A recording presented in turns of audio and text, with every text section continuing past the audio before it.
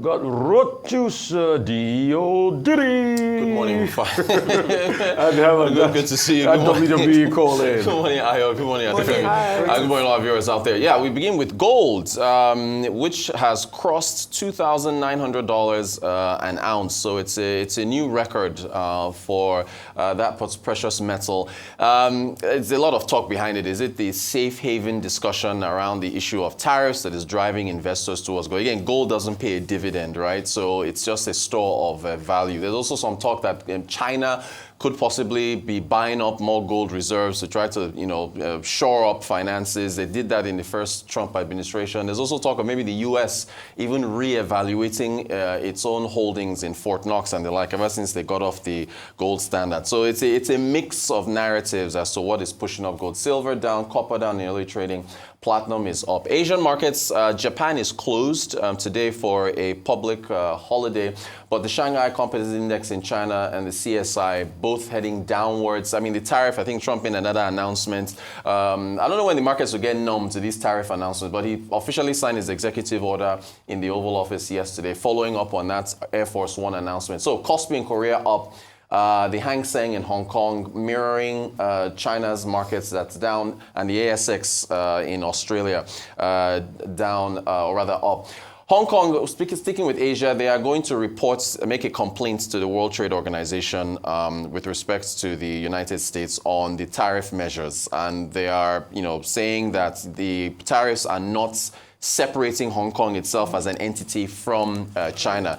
Eric Chan, who is the second administrator, I believe, for Hong Kong. If you take a listen to what he said in the complaint, Chief Secretary for the administration of Hong Kong, he said this is absolutely inconsistent with the WTO rules. Of course, they, being the US, have totally disregarded Hong Kong as a separate customs territory. We will file a complaint to the WTO regarding this unreasonable arrangements. The policies are mercurial. Sticking in Asia, BYD is integrating DeepSeek into its software for automotive, for driving, for autopilot.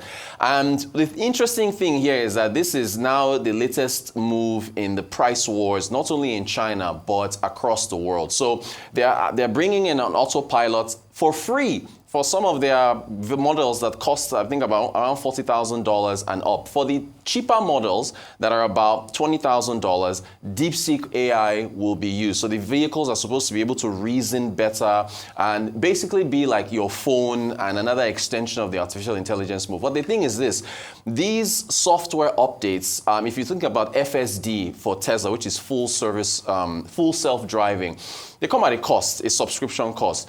And with BYD bringing this item in for free, you are essentially undercutting your competition because your competition is spending money with software developers, capex for AI and so on, to add these software models, autopilot models to their cars. And so BYD is essentially forcing the competition now to add extra items that cost more money at a lower price. Tesla still has not gotten permission from the Chinese authorities for full self-driving there, but you can see the connection already. They are integrating DeepSeek. You can just, Rufai has talked about this ad nauseum, about how the Chinese have pushed forward their automobile sector, and this is the latest. And BYD shares, they climbed on the announcement. It was a event that took place yesterday. We move on from BYD to Elon Musk and this group of investors that he's put together in a bid for OpenAI. There's a lot of layers to this. Elon Musk is currently in court with Sam Altman over the direction of OpenAI. OpenAI initially is supposed to be non-profit, but Altman is trying to move the company towards a for-profit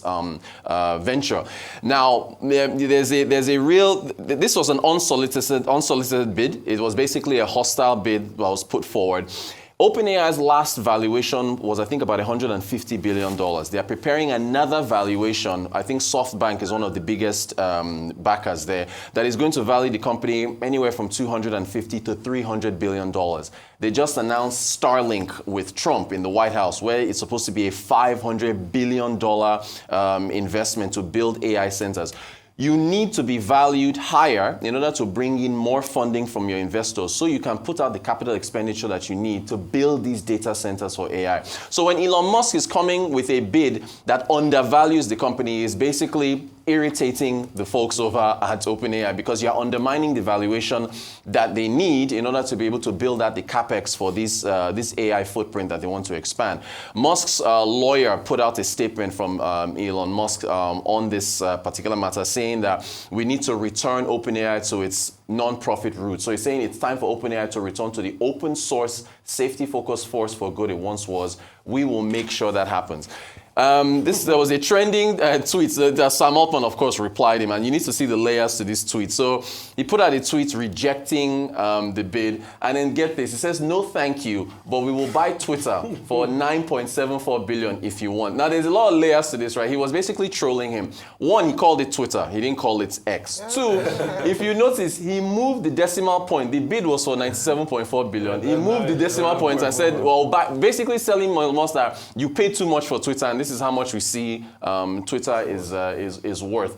And then he now sent an internal memo. I think the Wall Street Journal got a hold of an internal memo that he put out on Slack to employees, telling them not to panic. He says, our structure ensures that no individual can take control of OpenAI. These are tactics to try and weaken us because we are making great progress. So the beef between them just continues. I think finally, the Central Bank of Nigeria, our sources were correct.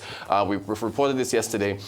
Central Bank of Nigeria will indeed move the MPC meeting to February the 19th to the 20th. Now, of course, will we get the rebased CPI by that time? It is going to be very interesting to hear what the central bank has to say about the Bureau of Statistics move to basically readjust the basket for the consumer price index and what it means. It is felt that it will bring inflation down, and it is felt that that could actually distort how everyone else views. You saw what happened with unemployment, where Nigeria's unemployment is what, 4%. A lot of people have questioned the credibility around that, but they are using the ILO methodology. So, again, everybody's looking forward to this meeting, what Governor Cardoso is going to say about his inflation outlook for the year, for the CBN, and so on and so forth. So we look forward to that February the 19th to the 20th.